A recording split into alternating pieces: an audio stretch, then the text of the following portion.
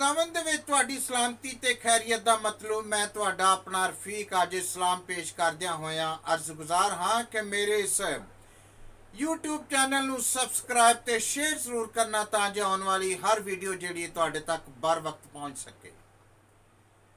ते मेरे अजीजों अज दी जिहड़ी ये कहानी है ये आ समुंदर दा गुस्सा। समुंदर नूं एक दिन गुस्सा आया ते उन्हें सारिया छल्लां नूं मूड़ विखा के ते उन्हें दौड़ लवाती।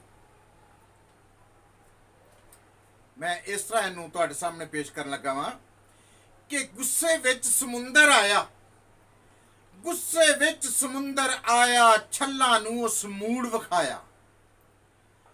गुस्से विच समुंदर आया, छल्लां नूं उस मूड़ विखाया।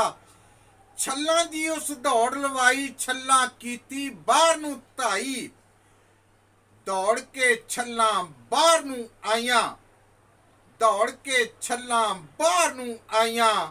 इंडिया दे गुजराती साहिल नूं टकराइयां, छल फतूर दी अंदर रुड़ के।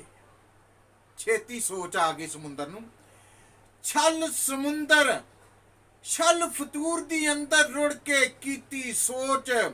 समुंदर मुड़ के अजली सोचां दे नाल जुड़ के ओ तब्बा रहना ही सबर दे नां ते, तब्बा रहना ही सबर दे नां ते सोच के बह गया अपनी थां ते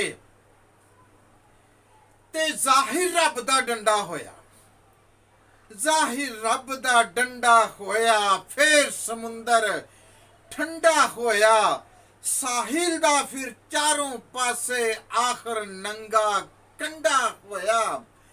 होइयां फिर बहाल रसाइयां, होइयां फिर बहाल रसाइयां।